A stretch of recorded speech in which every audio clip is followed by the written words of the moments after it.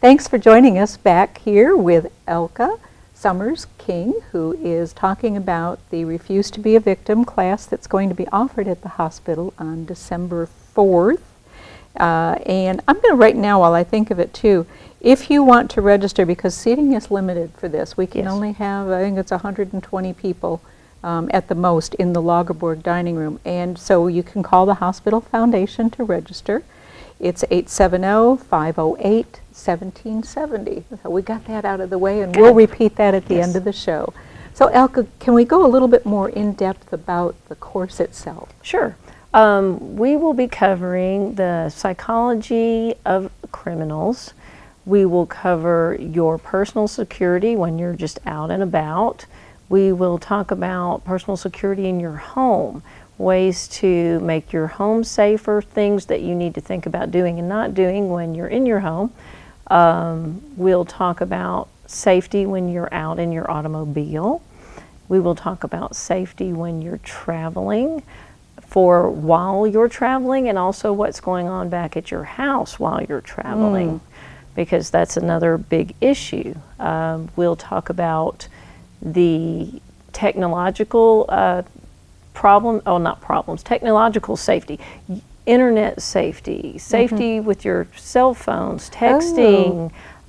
There's a lot of things that are done nowadays safety is not just your physical person, but also most of us would like to keep our money in our bank account if we have some. So losing it through someone's wily plan is not something that you want to have happen to you. We'll cover things like safety for your children. Another interesting one to me is the safety for elderly folks who may be in nursing homes, and how you see about them, how you pick out your nursing homes. There are some interesting issues in that area as well. Let's see, we talked about. I think we've heard about a lot of those on the news, with elder abuse and that goes on. And you don't want to think about these things. They're the last things that you want to even consider. And that's a lot of the issues with this is realizing that you need to have a mindset. And a lot of us we believe in the best in people, and that's not what you can count on. So caution, not paranoia. That there is a big difference there. Looking at what you actually know and can see versus what you come up with in your mind. So the paranoia versus reality thing. We should always be cautious. And then things like your intuition, how that plays into it. I know a lot of people they go, well, I had a bad feeling, but then they go right on ahead and do the thing and ignore it. And then they, sometimes it comes back and bites them. So we'll talk about that. Intuition is actually, there's a little more science to it than it sounds the old like. Fight or flight. And the sixth sense. It is a sixth sense, just because it's your brain's working when you're not engaged in it, in your brain working, believe it or not. So we'll talk about that. We'll talk about the fact that it's very difficult to recognize a criminal before he shows that he is a criminal, and so why they don't have bad guy written on their chest. They don't have bad guy written on their chest, guy. and so that makes it a little difficult to know when you're dealing with a criminal. But so all of these things we'll talk about will help you in many different aspects of your life. And like I said, a lot of them will be common sense things that you go, yeah, I should have known that. But there will be some little gems in there that you never thought about before that hopefully will help you to stay safe in that situation. Can I put you on the spot and ask you if you can think of one, an example of staying safe that we might not think of? I'll give you an example from a recent situation, which I do not know the absolute specifics of this situation. But let's say you see a car outside your house at midnight. And being the nice person that you are, you know, you go out and check to see if the person is okay. Now, what you've just done is you've just put yourself potentially in harm's way.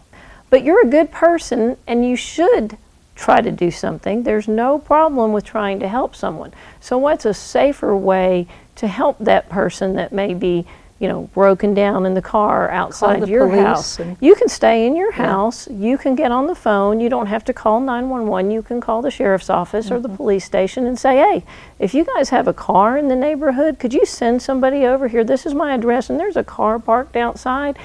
I don't know if they're broken down or what, but it would be great if you could come and check on them and see if they need any help. So you've done the helpful thing and you have not put yourself in danger. And that's just a matter of thinking about the potential outcome of your choices and what you do.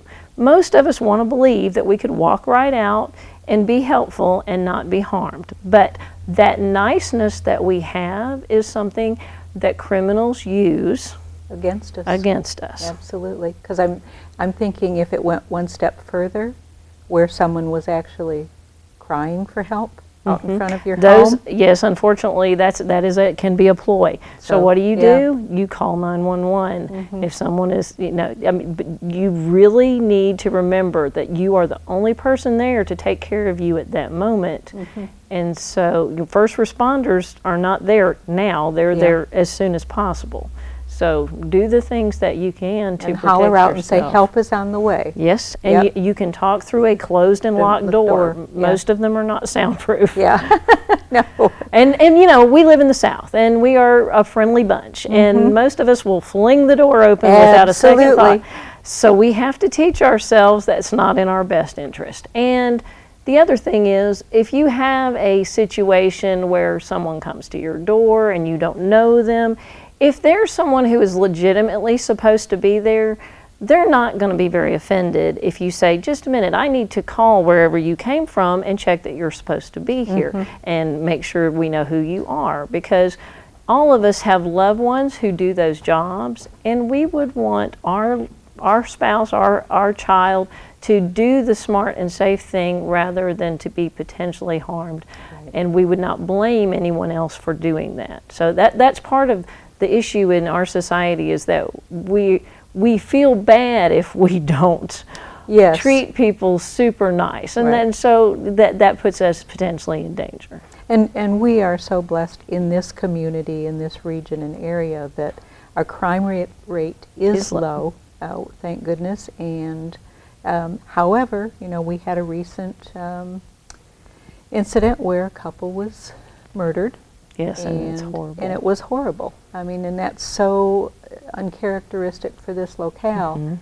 But I'm certainly, you wonder what the circumstances were. Yes, and since we don't know them, we can't say anything about that. But we can say, if we want to keep our crime rate low, one of the ways that we can do that is to each of us be on it about our own personal safety and use the tools that we have available to us in our brains. And the tools that you're going to give us. Use these things to not need to defend yourself, to never get to that situation. That's our goal with this course, is to make sure that we can prevent ourselves being in the situation where we would need to defend ourselves. And then getting to I need to defend myself because none of that worked, or the situation was so sudden and ambush that I've got to defend myself, then we've got more training for that too. How to do that. And we do that at training at Barren Creek, which is my facility. It is a defensive handgun and rifle training facility that I have my own range. We do all of that there, but that is, as I said, that's when you need to go further, and I do recommend that for people. That's different for different folks, and certainly respect that. But this is the place to start. Great. And because as you said, if we can prevent covers. having to use it, then great. We'll never, hopefully you'll never ever need. And it's very, very rare that people do need to defend themselves if they make good decisions, except for those odd ambush situations, such as Paris. Right. But even then, people It would be good to be able to defend yourself. If they had maybe a little bit of Yes. training, might have taken Yes, it. and fortunately here in the United States we do have the option to defend ourselves, Yes. whereas they did Did not. not, yeah. And that's, you know, that's a great thing about this country, and we should, you know, keep that right and exercise that right. And so if we do, maybe they won't come do that here. Exactly, and exactly. Elka, thank you so much for being here today. And one more time, this is going to be, Elka is hosting this at Baxter Regional Medical Center in our Lagerborg dining room, but seating is limited. There's a $25 cost per person. Those monies are going to go to the Lend a Hand, which covers the 4 community houses. And if you call 508-1770, that will ring you into the Hospital Foundation, and you can get signed up. So I'm ready. I'm already signed up and ready to go. Great. I'm Please looking join forward us. to. Yeah, I hope that you will. Thank you so much. Thank you. Come see us again soon, will you please? Yes, ma'am. All right. Thank you for joining us today for BRMC's Healthy Connections. We'll see you again next week.